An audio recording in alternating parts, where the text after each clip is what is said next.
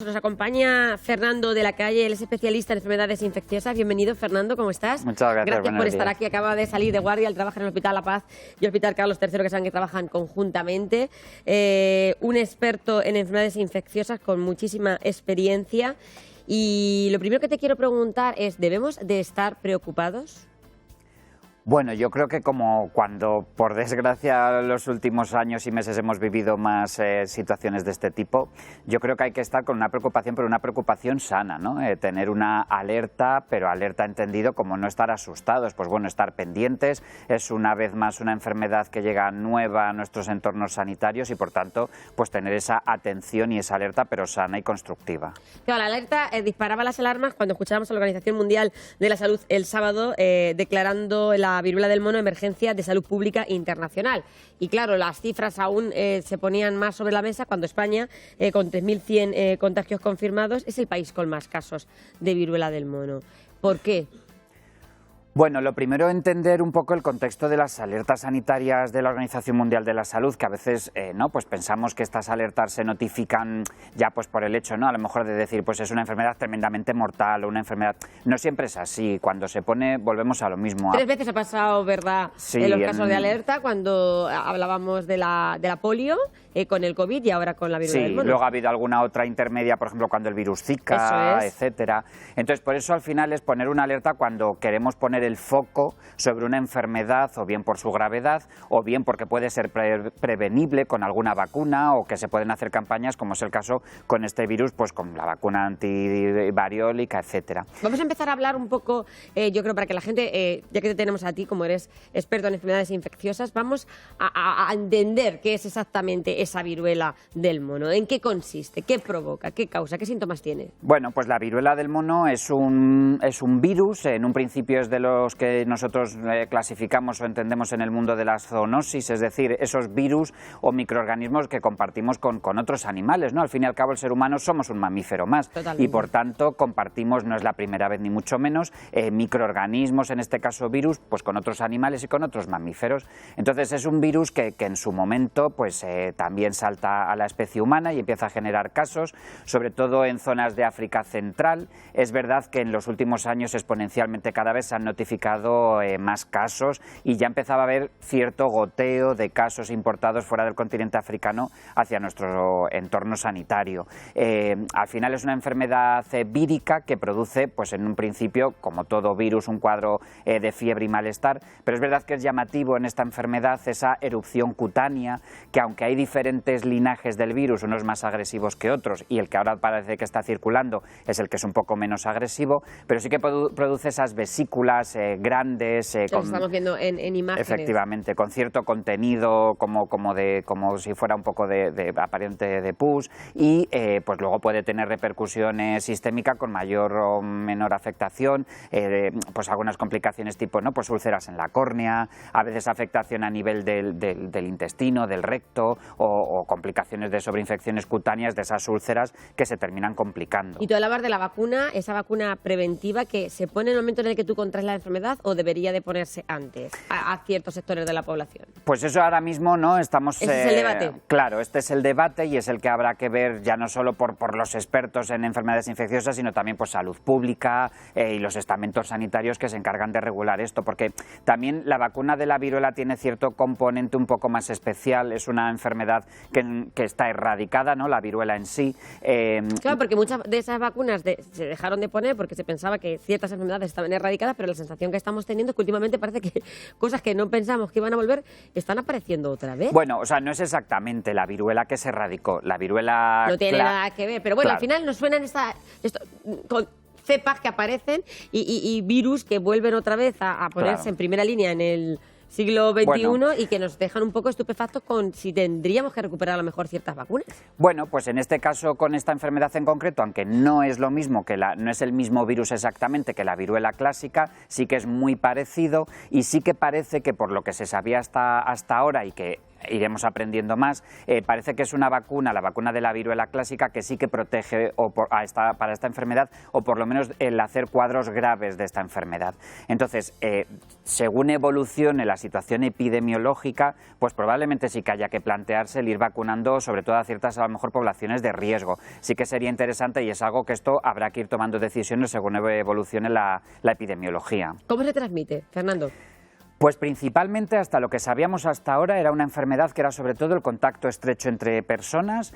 Parece que los fluidos podrían tener cierto también componente de contagio, pero claro, una vez más tenemos que aprender que no es lo mismo nuestro entorno sanitario que lo que pueda haber en otras zonas del planeta.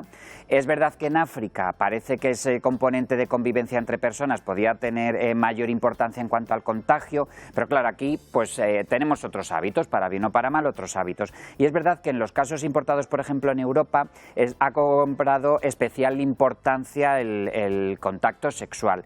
No porque sea estrictamente una enfermedad de transmisión sexual, como lo es, por ejemplo, no, pues el VIH, solamente ese contagio sexual, pero sí que, claro, al final es la relación sexual cuando dos personas están más en contacto que en ninguna otra situación, y por tanto es lo que más favorece el contagio. Pero sí que ya, de hecho, a nivel europeo, en Holanda, en España también, pues ya ha habido en grupos familiares, a lo mejor, pues niños que se han contagiado de los padres, por ejemplo, o por ejemplo la alerta que hemos tenido en España de los tatuajes, de esa tienda de tatuajes en Cádiz. Entonces, es verdad que el mayor protagonismo ahora mismo lo tiene en nuestro entorno la convivencia o el contacto sexual, pero no debemos de olvidar que es un virus que también ese contacto estrecho entre dos personas, más allá de lo sexual, también lo puede contagiar. Claro, porque leía yo un artículo sobre diferencias entre el COVID y la viruela del mono, por ejemplo. En este caso no tenemos que hablar de contagios por aerosoles. No, parece que no por lo menos de manera importante. Es verdad que diferencias entre los dos virus que comentas, pues muchas, son muy diferentes, no tienen que ver. Es verdad que el COVID, y más con las nuevas variantes, esa transmisión respiratoria es muy fácil, y esto a día de hoy con la viruela del mono no sucede, ese contagio tan fácil. ¿Hay un perfil de población que pueda verse más afectada? Hablabas tú antes de estas personas que a lo mejor están más inmunodeprimidas o que su sistema inmunológico es más débil. ¿Se podría tomar algún tipo de medida para prevenirla? Bueno, toda enfermedad siempre va a ser más agresiva en gente débil, por el motivo que sea este virus o sea el que sea.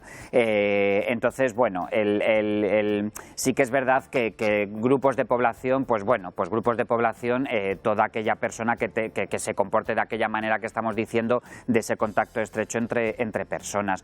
Entonces, bueno, una vez más habría que tener cuidado con todas estas personas que puedan estar inmunodeprimidas, y sí que es verdad que a nivel ya global parece que la gente que recibió en su momento la vacuna frente a la viruela pues puede estar más protegida. Por tanto, todas las nuevas generaciones que vamos llegando detrás y que llegan detrás y que no han recibido en sus calendarios de infancia esta vacuna, pues sí que son más susceptibles a su contagio y probablemente a que pueda ser algo más agresivo. Entonces, ¿tú crees que a lo mejor sí que habría que plantearse la posibilidad de que esa vacuna se extendiese lo más? Bueno, yo creo que hay que ver funcionar esto, ¿no? Si algo hemos aprendido con otros virus o deberíamos de haber aprendido. O que deberíamos haber aprendido, y con la pandemia, es que la ciencia a día de hoy seguimos aprendiendo. Exacto. No sabemos desde ya todo. Una vez más, tenemos que ir aprendiendo poco a poco de este virus. Según se vaya comportando, así habrá que ir actuando. Pero sí que estáis vosotros o consideráis que es importante que se haya hecho esa declaración por parte de la Organización Mundial de la Salud.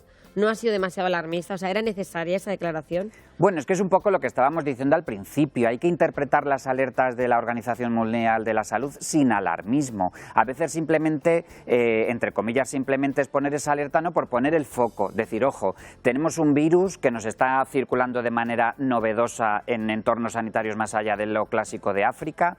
Hay una vacuna, parece ser eficaz, que es la de la viruela. Vamos a activar la alerta para todos estos mecanismos de movimiento y comercialización de antivirales, movimiento y comercialización de la vacuna antivariólica, ¿no? Pues los protocolos, es decir, es como vamos a activar a todos, ¿no? Pues los estados, etcétera, para que nos pongamos todos a una en marcha frente a un nuevo virus. Por eso a veces es más esa alerta logística y de activación como de ponernos en situación y de estar. Eso es. Entonces, a veces hay que entender pendientes. Las alertas de la OMS en ese aspecto. Además, estamos en un momento en el que yo creo que estamos moviéndonos más que nunca. Claro. Después del COVID y de la pandemia, que han estado pues los vuelos cerrados, la gente se está viajando, que seguramente más que en otros momentos.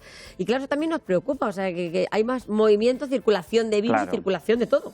Efectivamente, a veces cuando hay gente que le parece llamativo el que ahora mismo circulen más virus, bueno, lo es, pero es que en el fondo es la realidad que vivimos. Es que desde la crisis de ébola que te pillaría a ti en el Hospital Carlos III, que nos parecía aquello como algo, claro. Mira cómo estamos hoy y no pasa tanto tiempo. Claro, y después hemos tenido el Zika y la fiebre hemorrágica de Crimea-Congo en las garrapatas, quiero decir, es una constante, pero en el fondo es que es el comportamiento que estamos teniendo nosotros ahora. Yo, como bien sabes, yo trabajo en la unidad de patología importada, que es centro de referencia nacional en nuestro hospital para todo esto.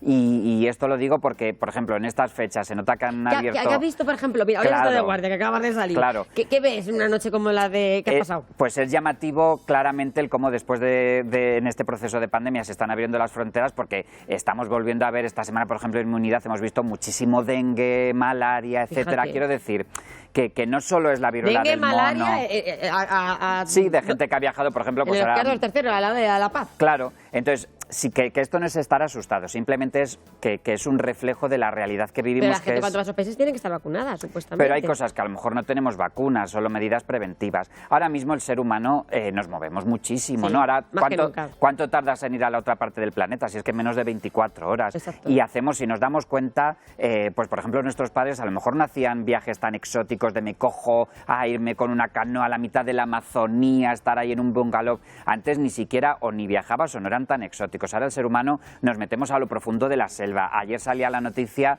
de la cola de escaladores en los Himalayas. Quiero decir, ahora el ser humano nos metemos en todos los sitios y nos metemos muy rápido, ¿no? Ahora tú ni has incubado la enfermedad y ya estás viajando. Entonces, no es que esté pasando nada, si es que es lo lógico para los movimientos poblacionales, tanto migratorios como turísticos, que el ser humano hoy día estamos haciendo. Pero bueno, también es importante, yo creo que cuando hagamos un viaje de estas características vayamos lo más preparados posible, o sea, que no se nos olvide que ya que tenemos esa opción, como tú dices, que en 24 horas estás plantado en la otra parte del mundo, que sí que tengamos la información suficiente de saber dónde vamos y las medidas que tenemos que tomar. Yo creo que a veces también vamos un poco a lo loco. Claro, bueno, yo creo que es importante, efectivamente, tanto en la patología importada de siempre, que es decir, dengue, malaria, lo que estamos hablando, como en este caso ahora la viruela del mono, yo creo que lo fundamental es la información, y con la información adecuada y saber bien, pues lo que hablábamos, ni mucho susto ni mucha confianza. Información Porque los casos que te han llegado de malaria esta noche al hospital, supongo que es gente normal y corriente, que muchas veces, ¿a dónde se habrá metido? Que no hay que meterse tampoco en muchos sitios para tenerlo. No, en este caso estas enfermedades que es por ciertos mosquitos, pues exacto, incluso que te pican y punto. Claro, pues en ciudades y tal. Entonces, la información y la prevención, como ahora la viruela del mono, pues estar bien informado de lo que es, no estar asustado, pero sí estar precavido, y con esa buena información, pues tener la precaución y la cautela de que estas cosas, pues intentar que se extiendan lo menos posible. Y Fernando, si ya tenemos la viruela del mono, ¿cómo se trata? La viruela del mono ahora mismo, sobre todo es vigilar complicaciones, vigilar que no lo que estamos diciendo. ¿Lo que habéis tenido en los hospitales? ¿Habéis tenido muchos pacientes graves? ¿O lo que has visto tú? Sí que hemos tenido algunos ya ingresados y hospitalizados, que yo creo que es algo también importante de contar sobre la enfermedad. Sí, que la gente lo sepa. Eso, es decir, es una enfermedad que tenemos que entender que no hay que estar asustado, pero que sí que, como toda enfermedad infecciosa, puede tener sus complicaciones. Las complicaciones que sobre todo hemos visto es más a nivel de eso que hablábamos de inflamación a nivel del intestino, del colon, del recto, que a veces es muy doloroso para la persona que lo padece. Yo leí unas declaraciones hoy de un paciente que la está pasando en Estados Unidos y decía, es que no puedo ni hablar, no me puedo mover de la cama. Empezó con una vesícula pequeña y tengo vesículas hasta en el ano. Yo estaba leyendo la entrevista y de verdad me ha impactado ver cómo estaba. Entonces a veces pues produce muchas molestias, a lo mejor provoca que una persona esté una semana o dos de baja por las molestias, los dolores. Entonces, bueno, pues puede tener esas complicaciones. Hemos visto también pues lesiones de la piel, las vesículas que vemos que se infectan. ¿Las lesiones desaparecen o siempre te va a quedar una marca? Lo que está descrito, y vemos un poco de todo, es que son lesiones que, bueno, normalmente desaparecen. Es verdad que haya gente que le puede dejar algo de marca, pero bueno, sí que con mayor o menor lentitud, pero terminan desapareciendo, sí. ¿Qué tenemos que tener en cuenta a partir de ahora? Porque sí que es cierto, Fernando, que lo que hemos visto es que la zoonosis se ha convertido prácticamente en el pan de cada día. Sí, en el mundo en el que vivimos. Quizás a lo mejor estamos afectando a la manera de vivir de los animales y su sistema inmunológico está más debilitado y esto está provocando que haya más zoonosis que en otros momentos. No, yo creo que simplemente el hecho de que haya más zoonosis es por lo que estábamos comentando antes. Ahora, si todos pensamos en lo que hablaba yo antes, en nuestra vida personal y la de nuestro entorno, nos metemos... Nuestros abuelos no salían a ningún sitio. Nos metemos ahora muchísimo más en cualquier sitio, en la convivencia con otros animales, pero también con los vectores que transmiten las enfermedades. Llamamos vectores, pues eso, mosquitos, garrapatas, a estos insectos que pueden transmitirlo. Hay bichos ahora que yo no he visto en mi vida, ¿no te pasa a ti? Que dices, Dios mío, yo veo insectos que digo, ¿dónde han salido? Bueno, pues es que también... También ellos están hablando como a nosotros, están viajando por todo el mundo, yo creo. También, claro, evidentemente los mosquitos a veces se meten en el coche y acaban. Total. Pero sí que es verdad que, hombre, es una realidad del calentamiento global.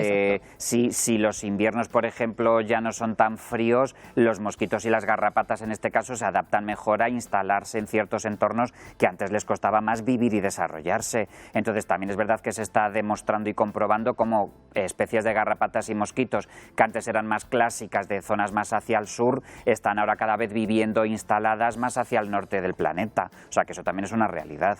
Y lo que es una realidad que también tenemos uno de los mejores sistemas sanitarios, ¿verdad que sí? Que estamos en las mejores manos cuando tenemos que ir a un hospital, como por ejemplo si tienen ustedes que ir al Carlos III, ahora que estáis trabajando conjuntamente con La Paz. Hay grandes especialistas como tú, expertos en enfermedades infecciosas. Fernando, te agradecemos muchísimo que hayas estado hoy con nosotros, a pesar de haberte robado el sueño, que te lo... 3 horas, digo, ¿cuánto has dormido? Dice, he dormido 3 horas, y ahí le tienen, que da gusto escucharte, de verdad, gracias por arrojar luz en un problema que nos está preocupando, sinceramente. Nada, no. Gracias a vosotros, porque es verdad que es importante la información y nada, pues todo lo que podamos ayudar, siempre no parte de la labor sanitaria, no es solo los tratamientos que hablábamos, sino pues el divulgar e informar a la población. Así que gracias por ser altavoz de esto también. Gracias, pues que descanses. Gracias. Fernando de la Calle, especialista en enfermedades infecciosas. Ahora viene la crónica social y ahí también hay bastantes garrapatas. Sí.